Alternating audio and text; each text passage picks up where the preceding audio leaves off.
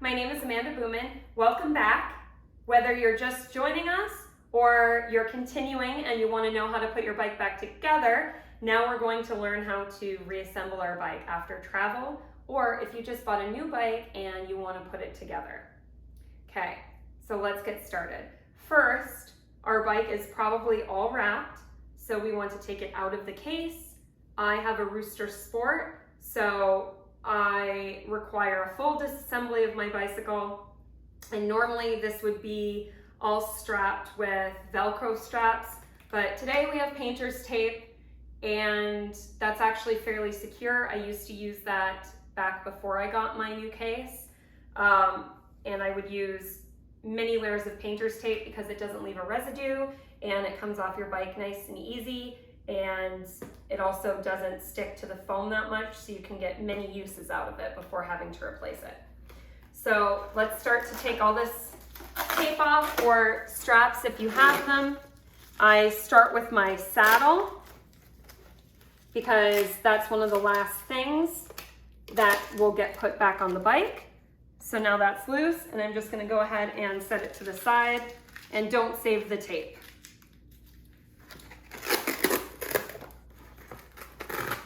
So you see how just a little bit of the foam comes off with the painter's tape, but not that much. So let's get the handlebars loose.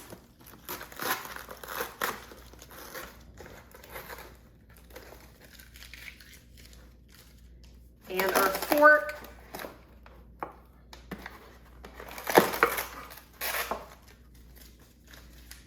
And we can start to take our padding off as well. And I recommend doing this on a blanket or other soft surface. Normally when I travel with my bike as extra padding, I actually completely wrap my bike in a cheap blanket I got from Walmart for $10. It just gives it that extra protection, holds everything together, and then I have something to sit on or assemble and disassemble my bike if I'm on a hard surface like this.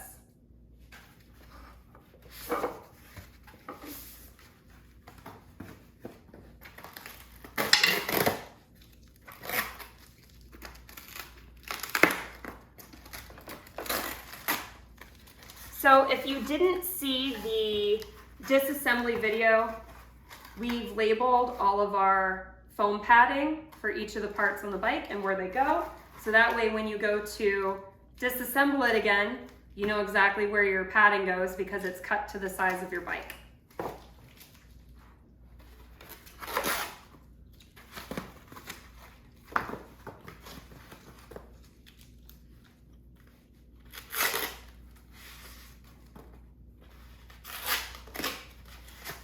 There we go. It's all unwrapped. And I do see I still have the brake here. So you know what? I'm just gonna go ahead and take that off too. Okay. Now we're ready to get started. So I am going to carefully move my bike over onto this carpet because I don't want to scratch the floor or damage my chain ring. Okay, so if you're just joining us, I had suggested on the disassembly taking lots of pictures.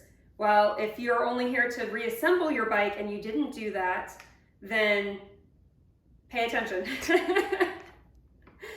So I took these pieces off of my bike. This is the bearing, and sorry about that. Let's get this up here. I'm trying to not let everything fly around. So I'm very lucky. On my bike, everything goes in one direction. I don't have a choice. It will not fit if I accidentally flip something around. Not every bike is like that, unfortunately. However, many bikes are similar enough that this might help you. So you'll probably have a flexible O-ring gasket piece, and you'll want to put that on first. Okay. Now you have your bearing, and I'm actually gonna take this apart. See the bearing? You need the bearing to be protected. You need all those little balls to be protected, and that's what this does. So it just slides right in there. And if I had this the wrong direction, see how that doesn't fit? It just slides around and you can still see all those tiny little balls in there. So we're gonna flip it around and it fits right in there. And notice how this tapers up. It's not going to fit the other direction on my bike. And if you happen to get it the wrong direction on yours, you'll notice it fairly quickly, and just stay calm, take everything apart again, and flip the part you think you put on incorrectly. That's the most important thing, is if you panic, it's only going to make it worse. Just stay calm, take a step back, go get a drink of water, and remember that you can do it. That's so important. You can do it. Okay, so now that this is on, I'm gonna go ahead and slide this onto my bike. Right like this. And you can see how it's all loose. That's no way to ride a bike, but don't worry, that's gonna go away as we stack things. Okay, so now I'm going to put this piece in. And again, if you didn't take pictures, you want to look very closely here in your bike. So I can see how my bike tapers right in here.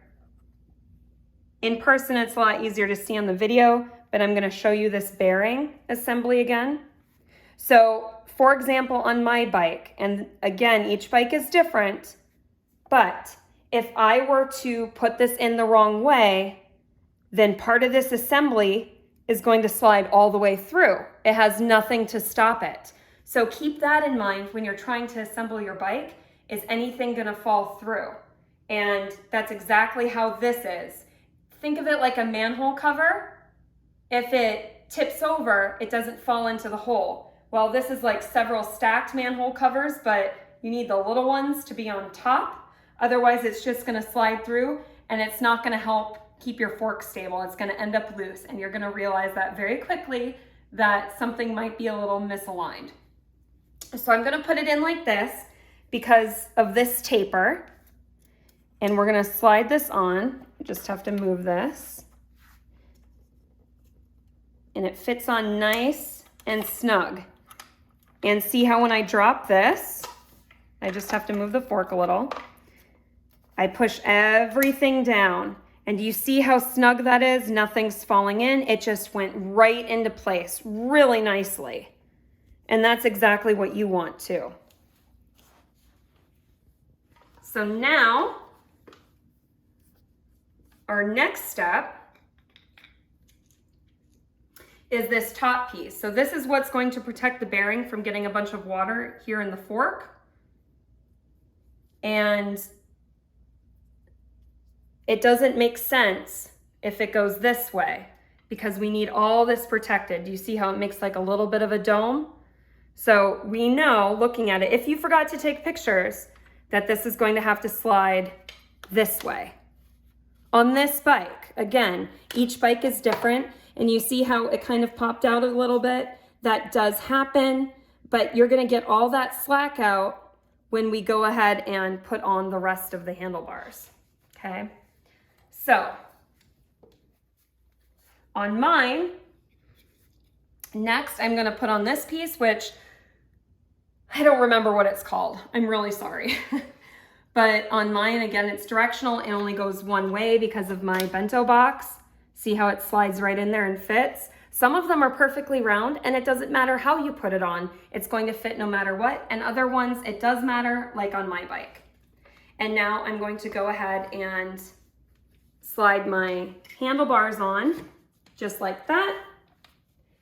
And this is my last piece. And one thing you want to watch is, for example, on mine, I have these tiny 2 little rubber washers, and on mine it stays on, but on some bikes they might come sliding off. So again, pictures are important, or just keeping this whole assembly together in its own plastic baggie when you're taking everything apart. So I'm gonna go ahead and put this in. And there's my Allen wrenches. Too big. There we go. And I'm just going to tighten it a little bit because I need to tighten the side ones first. Because you notice how loose this still is? That's because, see how my fork and handlebars are separate? We're gonna move this all as one, and what usually helps is I'll stand over my bike to make sure it's even. But it's a very easy, quick change for you if after you've assembled your bike and something feels a little off or you feel a little crooked, that's probably why. So I'm just gonna tighten these a little bit. And now I'm gonna go ahead and stand over my bike and get my fork aligned, and I'm going to get my handlebars aligned. And the handlebars are easier because I can just line up the two sides here, and the fork, because it's so far away, is always a little bit trickier. But that looks really good from where I'm standing. So now I'm gonna go ahead and tighten this down a little bit more than I did before, because when I go to tighten the sides, I don't want it to get misaligned. So I'm tightening this down, and I'll give it a quick test. And they're moving together. And if you tighten that too much, you're not gonna actually be able to even move your bike side to side, because you can tighten it down so hard that you can only go in a straight line with it. You're not gonna be able to move at all. So I tightened it just enough, and I'm gonna turn this to the side so I have access to these two screws right here. And I'm gonna tighten these. And I'm not gonna fully tighten one and then fully tighten the other. I'm gonna do a little bit of each at a time. So that one feels like it's in there pretty good. I'm gonna go back to this one and do a little more. And I'm gonna do this one again. And that's good. And if you notice, I actually got this a little bit off. So I just have to loosen this a little bit so I can fix that, because it's slightly out of position. And that happens too, and it's no problem, even though I've done this dozens of times, probably more than that. Even I sometimes make a little small mistake like that. And again, it's important to just stay calm. And if you have to loosen something, it's not a big deal. Let's just get this loosened. And I'll have to do the top one a little bit in order to move that. So I'll have to do both. Maybe a little more.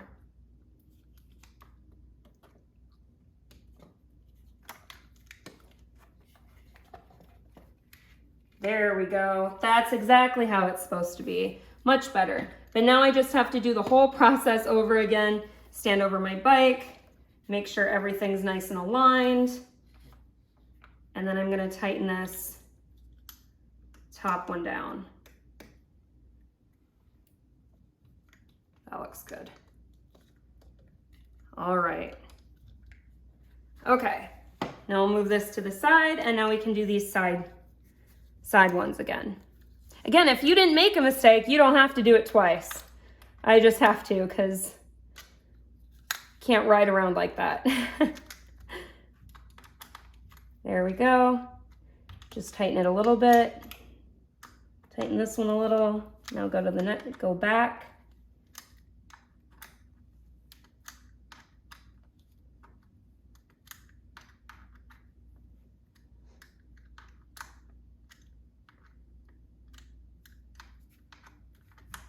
Good deal. There we go.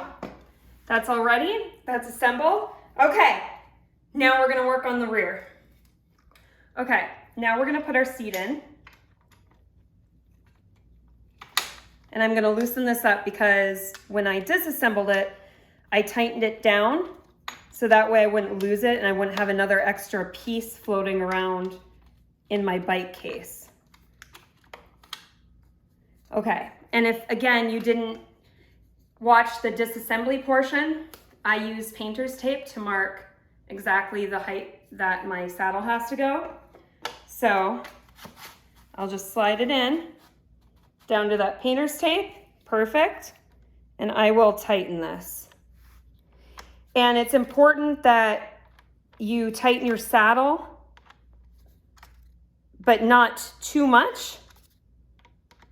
There is actually a limit, and you can see in your bike manufacturer, they probably have a guideline. I actually have a torque wrench that I use for this part because I don't want to over torque my saddle. But if you don't tighten it enough, your saddle can end up slipping down. And I've had that happen during a race. It's no fun. So I'm just going to give this one more little turn because I don't think it has to be any tighter than that. And we're good. And now this is going to make it a little bit easier because I can turn the bike over on its head to do my rear derailleur. Okay, so here we're gonna put on the rear derailleur and let's just get this chain. I just realized I didn't put my gloves on for the reassembly portion, so that's gonna be fun. Goo Gone works great. Yeah, I can't believe I did that. All right, so here's my rear derailleur, and I have this little stop here, and I know that this has to go in front of it. Okay, so we're just gonna put that right here.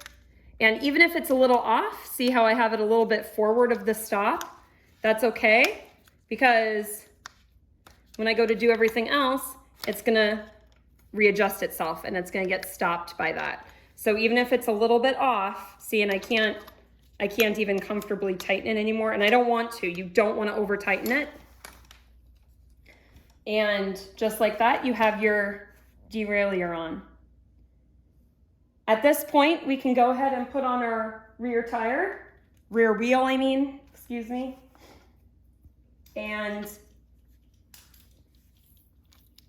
if you look at your skewers, the larger one is going to be for the rear. And again, make sure that the springs face inward on each of them. And you want one on each side. But when you loosen this to put it on, sorry, you're gonna have to pull that off. So make sure you don't lose that or put it on the wrong direction when you're putting everything back on. So go ahead and put your chain on if it came off. If you have to move your crank, make sure that your chain is not caught in there. That could get ugly very quickly, and you want to make sure that it's out of the way. So we're going to go ahead and put the tire on. Wheel. We're going to slide it right in there. You have to pull the chain.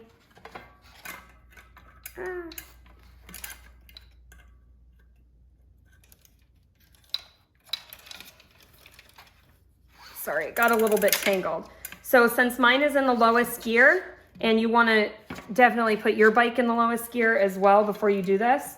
Okay, you pull down and just put it on any, because as soon as you turn your crank, it's going to go to the right position for whatever gear you had it set in. And let's set the wheel right in there. And then this might be a different location depending on your bike. But I have my skewer, my spring is put in, facing in. And now I have this side, small side in. And I'm gonna tighten this down. Now, one thing to remember when you're tightening this, you want it to be snug, but you don't wanna have to force it down. So, well, that's kind of, I don't wanna put it quite in that spot. I put that on the wrong side. So you want this to be on the other side. At the end of the day, the function is going to be the same, But for you, when you're riding, if you have to change your tire during a race or just for ease, you'll want to actually have it put the other way. So again, small side of the spring in. Go ahead and tighten this. Righty-tighty. And for me, so it's easier to do, on this other side, when you push this down, have it face back, because now you have all this room to help get it off. See how easy that is? And then in a race, that'll help you get that off faster. So now, well, now my chain ring fell off, but we'll get that on. And now we'll just give it a few good, let's give it a few good spins and see how it corrected itself. Just like that. And now it's all right where it should be. And now we can do our front wheel.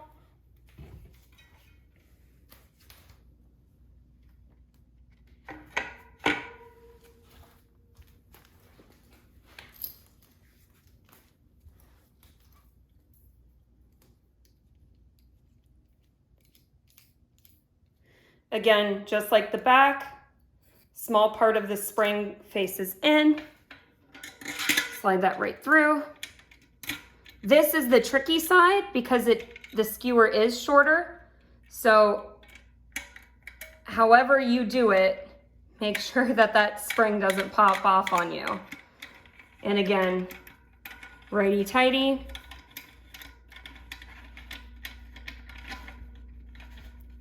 Same as the back, you want it snug, but you don't want to have to force it down so hard that you could damage the carbon fiber. So I can feel I did mine a little tight, so I'm loosening it a bit, and see how I still have to put a little bit of force, but it's not crazy. So that's about how you want it to be.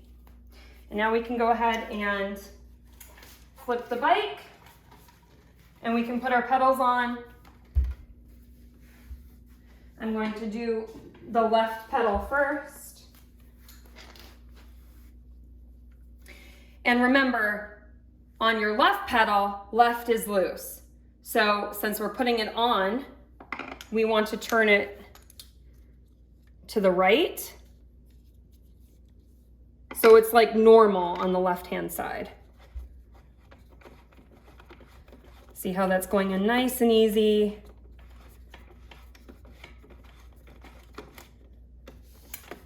And I know this is gonna be backwards, but we're putting in our right pedal, and it was right to make it loose. So now we have to turn this left to tighten it in. You can see my hair is caught in there, so I'm gonna pull that out.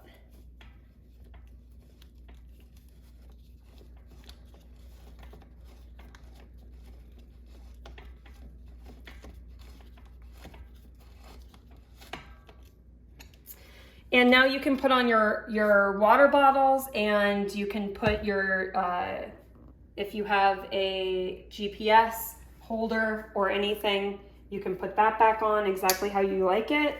And there you have it. You have now disassembled and reassembled your bike, and you're ready for race day.